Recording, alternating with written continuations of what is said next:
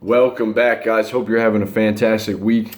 We're going to go ahead and spark up this piece of wood. This has a very pleasant set. I forgot what it's called, but it's supposedly like Pinot something. It's a healing, clean, cleansing fragrance. And I like fragrances. I used to collect cologne back when I was young.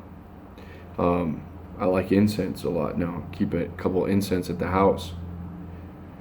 Incense are nice. You know, you kind of need that in your life. You kind of need to have those little pleasantries throughout the day. I got myself a salt lamp. Kind of nice to be able to turn that on, set the mood. Those little things. So we spark this up. It's got a very nice smell. It just smells positive. It smells like it's extraterrestrial, like it's not from this world. And I mean, it's not from this world. It's like it has like a holy smell. Like this is how Jesus would smell. You know, maybe that's why they say it cleans the spirits. And I feel lately, like this past weekend, man, I've had some spirits on me, man. So let me get this all around my damn head. I kind of feel under the weather, a little sickly, but it's going away. I don't know what it is. Maybe it's like the weather changing, something. We're kind of, I don't know. Who knows? I don't believe in that, though, like, the cold, that old wives' tale, the cold makes you sick. Man, I take cold showers, man. I'm ready for the cold. Come at me, cold. I'm ready. Fire's beautiful, especially on camera. Like, I'm just playing with fire on camera. You catch me burning down the whole house. Okay, so look, man. We're going into winter, and winter often brings upon us that winter, the winter unhappiness, the winter sadness, lack of sunshine. And a lot of people probably suffer in the winter more than we know. I imagine a lot of old people definitely suffer. You see a lot of old people out now, and they're walking their dogs. They got their pattern, and it seems like they look forward to their walks. They need to be doing that. In the winter, I wonder what they do. Maybe they go to a YMCA, or hopefully they're moving. Moving can keep you so healthy. One of the ways that I think we can all kind of guard ourselves from falling into a state of sadness whenever in our life is by doing a few things. A lot of people want to continue to just read different books and information, but we never apply any stuff. Like when it comes to your own happiness, man, there's a couple set base things that you can do. Like meditating for 15 minutes has been proven to alleviate almost all except the extreme cases of depression.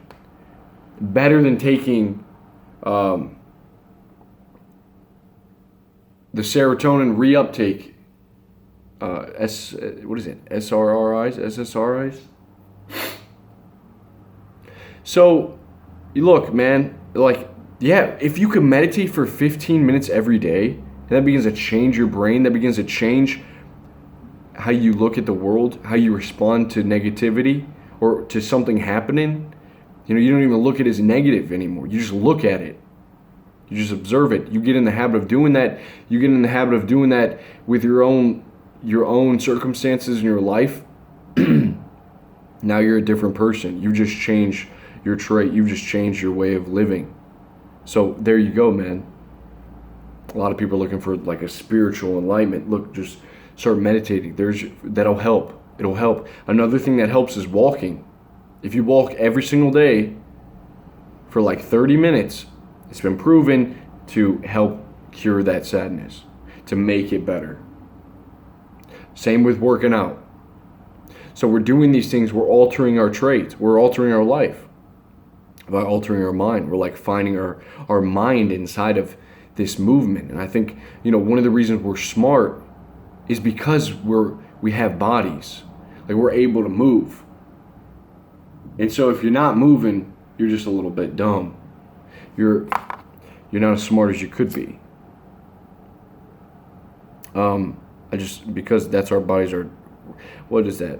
Form over function. Function over form. I don't know what I'm talking about right now. But like when you look at a chair, you know.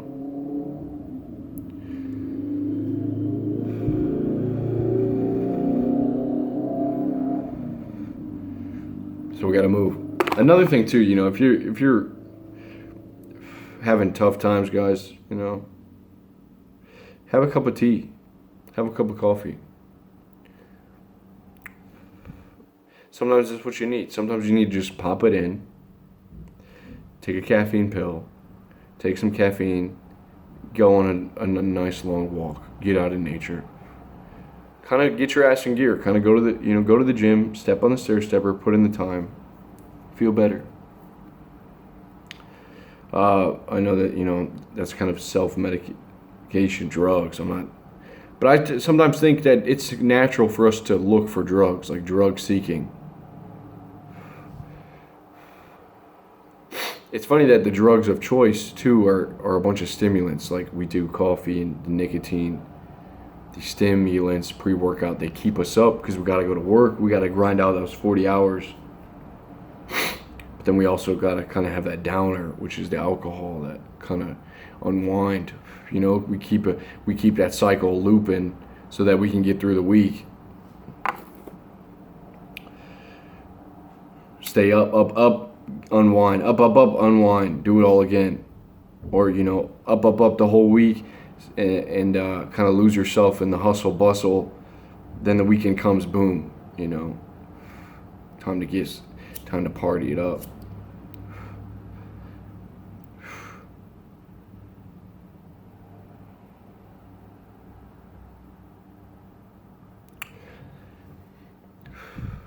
Yeah, man, there's a huge amount of stuff out there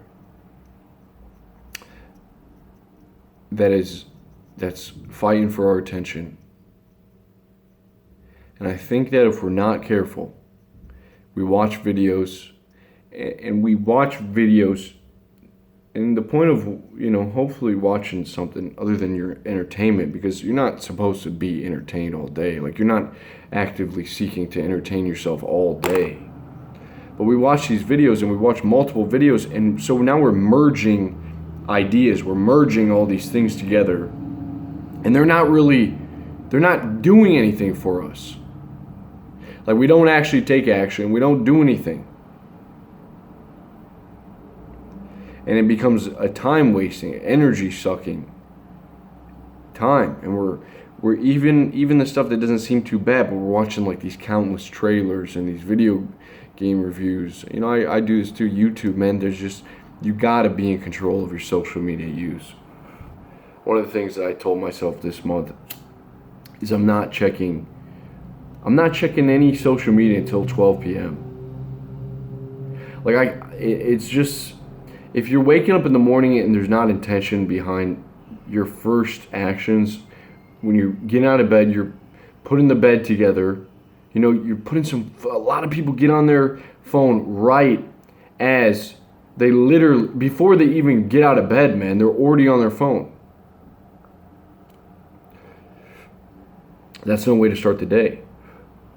I'm reading this book all about morning routines. They interviewed 60 of these top performers, and they're each talking about their routine, and a common theme that you see every morning. They get up, and usually they get up at an early time because those early hours have something special. You know, you've been dreaming, you kind of wake up before the world gets started, it kind of kicks you into gear. You know, that's crazy to think, I got up at 6:30 today. Man, it takes so much willpower at first. Hard habits, hard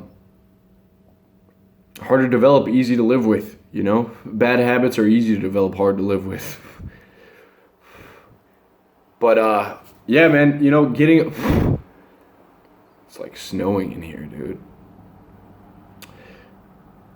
Getting up is a great thing. Getting up before it's light outside You're telling yourself, you're making a pact to the world. Universe, here I am. Come and take me. I'm ready. You're ready for the whatever, I'm just saying gifts. But you're ready for those gifts. You're ready to instead, there's intention behind your action, getting up out of bed. That's a cool thing to do. And very difficult too. If you don't believe in free will or not, man, there's proof of it right there in getting up early. Yeah, I that's a whole nother debate. I actually don't believe that we have free will, but I'm just saying that you would be able to pull yourself out of the fucking comfort of your bed when you don't have to. That is a difficult thing. And we can get into the whole free will thing another time, but one of the reasons I even say that is because I think that as humans, we have a brain. Where do your thoughts come from? Well, we have a brain. People think they have free will, but where do the thoughts come from? Your brain is functioning inside of an environment, all right? Inside of this environment. Your brain has been created to function, to go out and seek whatever it wants in this environment. Food, sex, safety, all the chemicals in your head. You ain't controlling that shit, man. Where's the next thought come from? Who knows? And so I think the motivations, there's a multitude of you inside your head. There's all these voices. There are all these motivations. You're the kind of person that would do this or not. You're the kind of person that would agree with me or not. It's just how your brain's wired. We live out our life in this environment. Am I 100% on that? No. But the more I think about that, it's kind of nuts.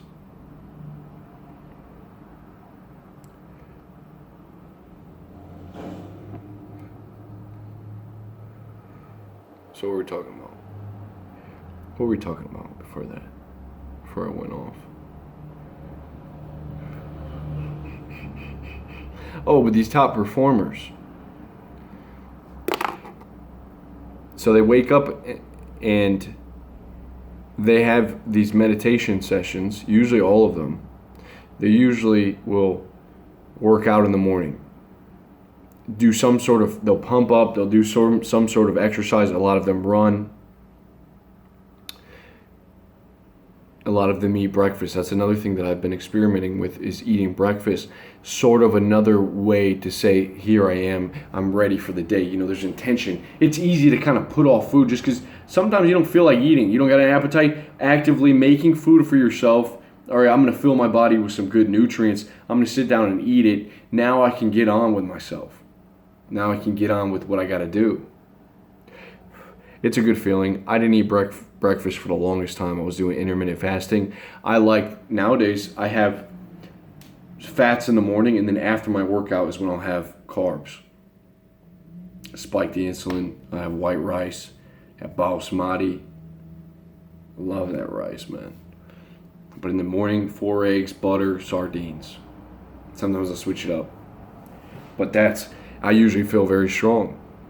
Kind of level-headed, not hungry after that, satiated, drink plenty of water, pink salt, and I'm going after it. So and it's funny, you look at the top performers, and they're doing these things that consistently put themselves in a flow. Like when you run for 5 miles, man, you're hitting that flow state. When you meditate, you're hitting that flow state. A lot of these guys read. Flow state and reading. I think it was Maslow that said, in order to get to the self-actualization in that hierarchy, it's like only, I think, 5% of people ever reach that. And when you observe that those 5% of people that reach a state, they've had a lot of these flow experiences in their life. I think they've had it in their work, they've had it in their habits, and they learn how to be in flow. They learn how to get there. They learn how to open up to it. That's magic, man. Maybe in the mornings, I think the mornings are a good time for that to happen. And it also takes probably doing stuff that's not always simple. Because in order to be in flow, you got to be able to challenge yourself to a point. Because if you're doing the same thing, you're on the guitar, you're playing the same thing, there's no challenge. You're not really pushing it. That's why we stall out, we plateau. You're not doing anything new. You're not giving your body any new challenge. That's a bad place to be. Because you're like, yeah, man, I'm doing everything right. Stuff's not as hard anymore. I'm at the gym, I'm crushing it, not as hard anymore. I'm not making gains. I'm not seeing progress. We feel stuck. Sucks, man. Gotta challenge yourself more. It's very hard to become aware of where you need to make changes. And another thing that's very difficult too is to be able to not stick with the story in your head about that I am this, I do this, and now we don't branch out, we don't try new stuff. God damn, that's hard, dude. My dad was a hustler. He would go to the flea markets, he would make shit happen. He would flip stuff all the time. He had to be. Maybe he was a product of he had to be. A bunch of kids that got mouths and bellies that need to be filled, and a wife that is, she's gonna bitch at you if you don't bring home that bacon. You kind of gotta get it. You gotta get down. You gotta be a magician. And I noticed that I feel like I don't have that as much in me, that hustler spirit. I'm not saying that's I want to. What I'm saying is, man, my sister got that. My sister's fucking crazy, dude.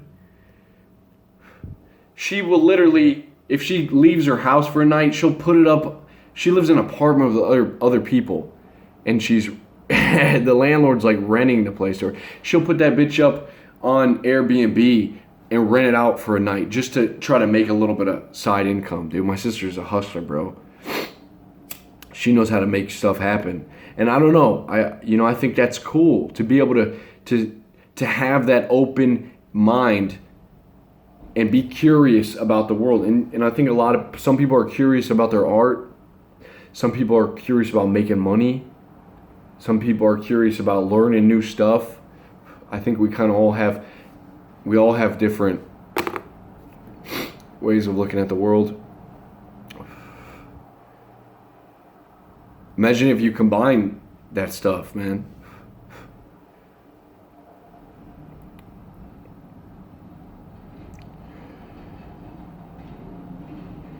It's crazy where our lives lead us.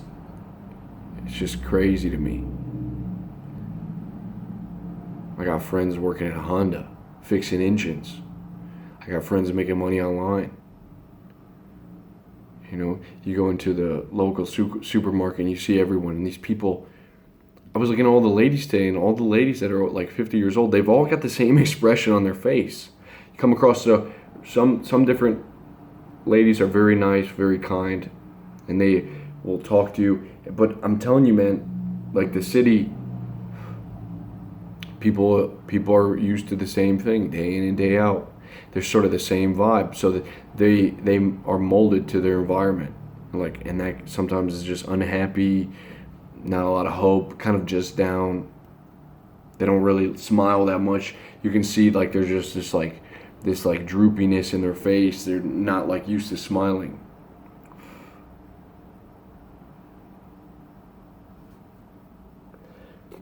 And it's such a good thing to smile, man.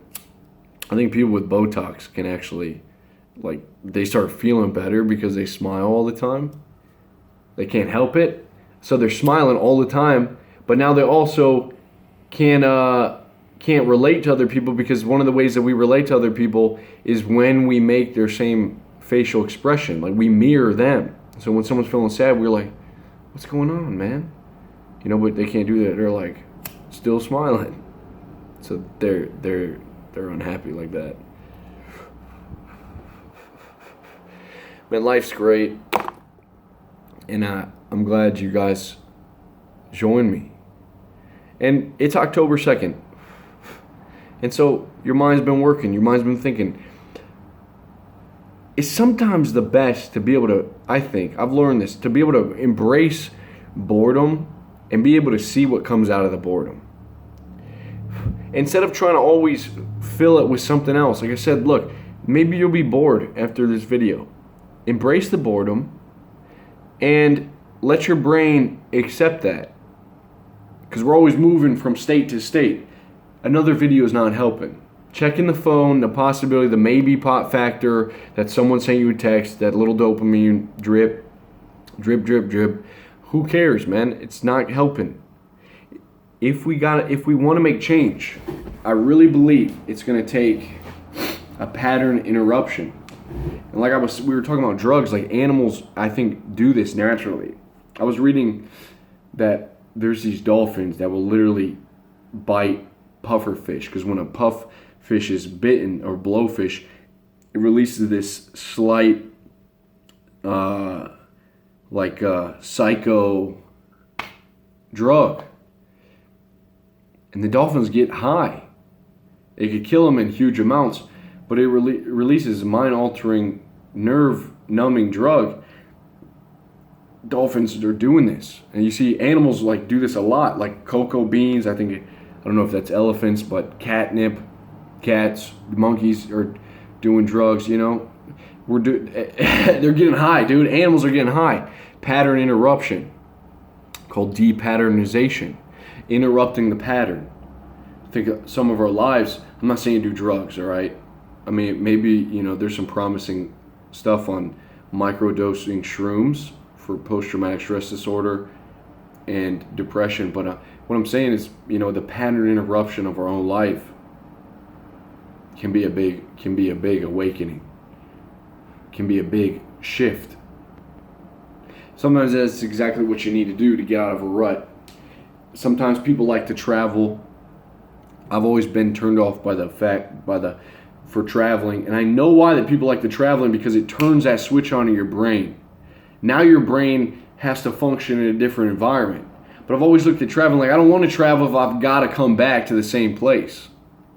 But I get why it is challenging your brain. It causes it to have to switch on. We all need that in our lives. We all are looking for that. Whether that's through drugs, travel, your day has something with that, man. You're stimulating that brain. Like porn's doing that, everything's doing that. And so I think sometimes our pattern has become one of constant these bad habits and stuff. I don't know. But also, sometimes it's nice to fucking escape. Get the hell out of here for a little while. Blast off. That's why the meditation is really helpful. Being around friends is very helpful indeed. Maybe going to church, laying back.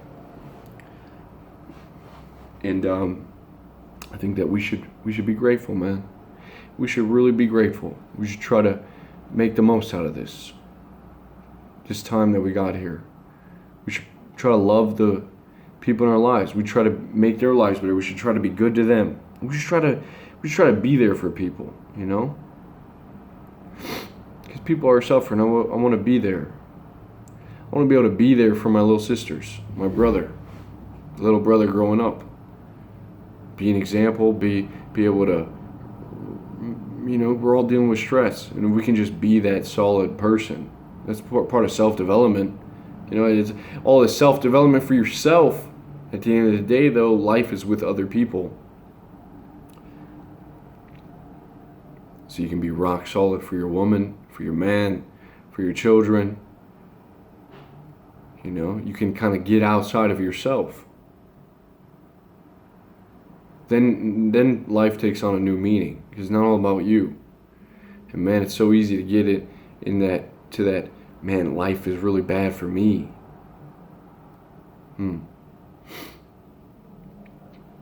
Yeah, man. I hope you guys have a fantastic day. And I will probably see you on here tomorrow. If you got any questions, hit me up. All right? I'll talk to you soon, bros. Peace.